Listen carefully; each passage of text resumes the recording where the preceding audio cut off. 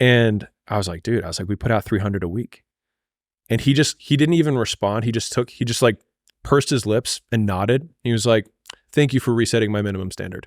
That's always like, thank you for like, and I'm sure like when you talk to Phil Heath and he talks about the volume that is required in order to gain muscle and how dialed in he is with food and all the other things. Just the amount of sheer work, like the biggest change or I'll say, biggest reason that I've had significantly larger returns or outcomes that have happened later on in my career, and they continue to get bigger and bigger, is because the minimum standard for how much work I know I can do on something has multiplied 100-fold. Like I look at the first presentations, I was telling Quinn this earlier, I look at the first presentations I ever gave. And I remember thinking to myself when I had this, I was like, this is a good presentation. And it's like 25 slides with like a heading and like 3 bullets on each slide and being like, man, this is good.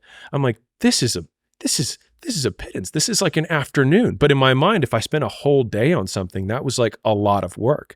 Now I like using this term like measure in hundreds, which is like measure in hundreds of hours. How many hundreds of hours have you put towards something? If you do that, I promise you the thing that you're making will get a lot better.